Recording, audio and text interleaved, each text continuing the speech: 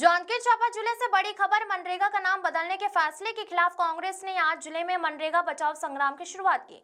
जिला मुख्यालय जांजगीर के अंबेडकर प्रतिमा प्रांगण में एक दिवसीय उपवास कार्यक्रम आयोजित कर विरोध दर्ज कराया गया।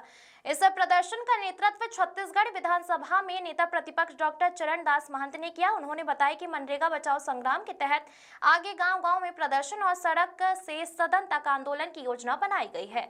मीडिया से बातचीत में डॉक्टर महंत ने भाजपा पर कई आरोप लगाए हैं। उन्होंने कहा कि केंद्र सरकार ने महात्मा गांधी की मूल भावना को समाप्त करने के उद्देश्य से मनरेगा का नाम बदला है। साथ ही उन्होंने छत्तीसगढ़ सरकार के आर्थिक संकट की ओर इशारा करते हुए कहा कि पहले ही 90,000 करोड़ रुपए के कर्ज में डूबी सरकार अब मनरेगा के 40% हिस्से की राशि कैसे सुनिश्चित करेगी।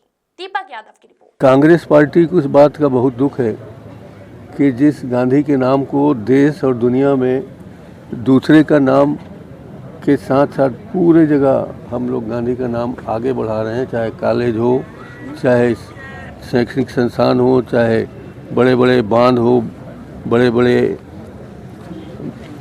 कार्यक्रम हो, वहाँ इन लोगों ने कांग्रेस को जानबूझ करके परेशान करने के लिए जो आदेश जारी कराया है वो हम लोगों को सहन नहीं हो पा रहा है, क्योंकि गांधी जी के मूल भावना को मनरेगा के नाम से हम लोगों ने शुरू किया था, वो उसकी आत्मा को समाप्त करने के लिए उन्होंने नया निर्णय लिया है।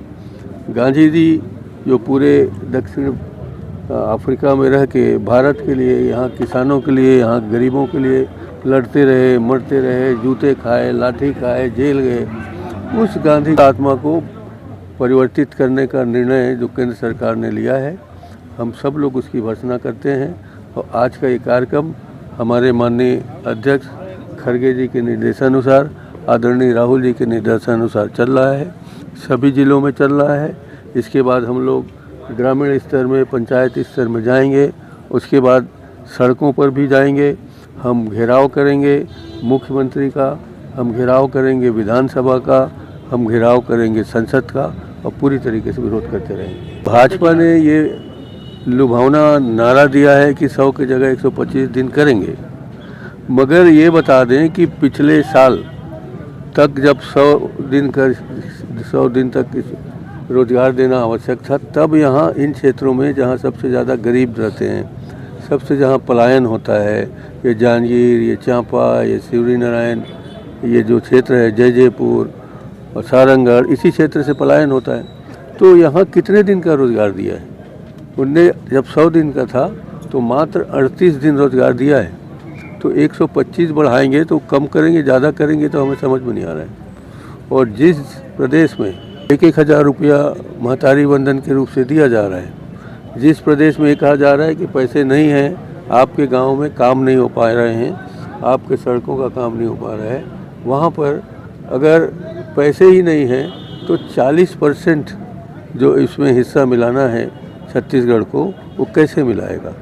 अभी तक जो मुझे जानकारी है, मैंने थोड़ा बहुत हिसाब किया है, 20,000 करोड़ रुपए लगेंगे, ऐसा ये सरकार के लोग बता रहे हैं।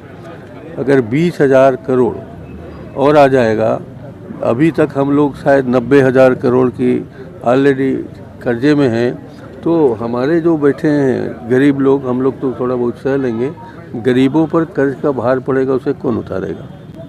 तो ये पूरे सिर्फ गरीबों का संकट नहीं है, छत्तीसगढ़ वासियों का संकट है, इसलिए हम भारी गंभीरता के साथ इसका विरोध कर रहे हैं।